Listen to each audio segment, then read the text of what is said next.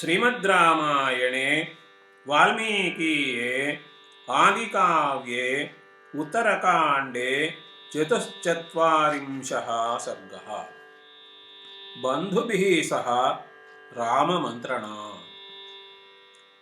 विसृज्य तु सुहृद्वर्गं बुद्ध्या निश्चित्य राघवः समीपे द्वारस्थमासीनम् इदं वचनमब्रवीत्। शीघ्रमानय सौमित्रिं लक्ष्मणं शुभलक्षणं भरतं च महाभागं शत्रुघ्नम् अपराजितम्। रामस्य वचनं श्रुत्वा द्वारस्थो मूर्ध्नि कृताञ्जलिः लक्ष्मणस्य गृहं गत्वा प्रविवेशानिवारितः। उवाच सुमहात्मानं वर्धयित्वा कृताञ्जलिः द्रष्टुमिच्छति राजा त्वां गम्यतां तत्र माचिरम्।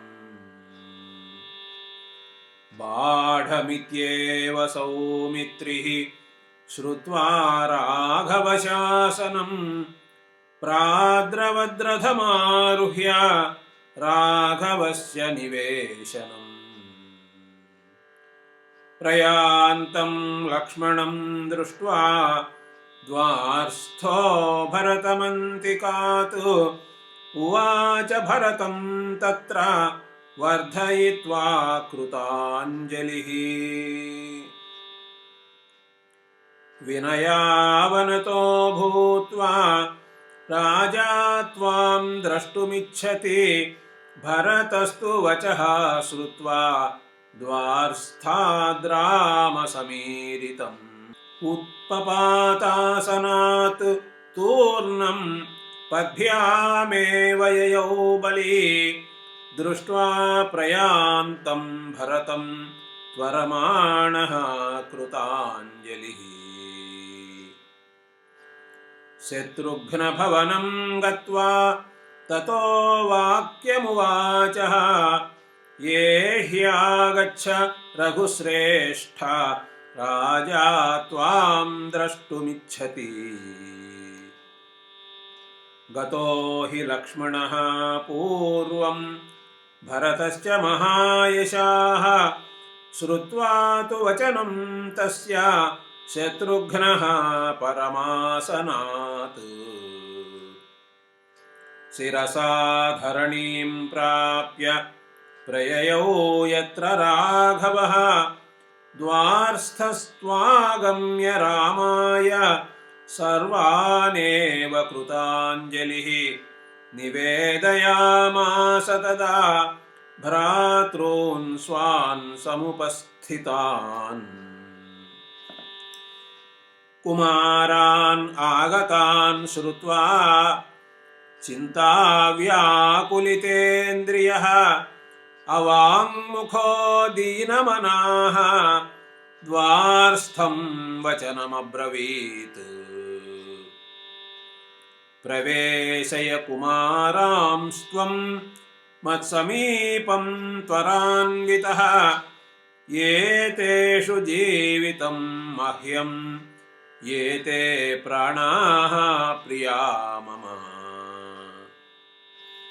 आज्ञप्तास्तु नरेन्द्रेण कुमाराः शक्रतेजसः प्रह्वाः प्राञ्जलयो भूत्वा विविशुस्ते समाहिताः। ते तु दृष्ट्वा मुखं तस्य सग्रहं शशिनं यथा सन्ध्यागतमिवादित्यं प्रभया परिवर्जितम्।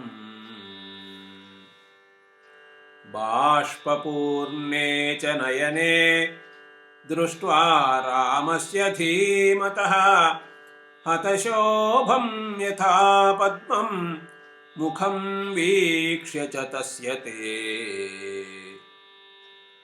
ततोऽभिवाद्य त्वरिताः पादौ रामस्य मूर्धभिः तस्थुः समाहिताः सर्वे रामस्त्वश्रूण्यवर्तयत् तान् परिष्वज्य बाहुभ्याम् उत्थाप्य च महाबलः आसनेष्वासतेत्युक्त्वा ततो वाक्यं जगादः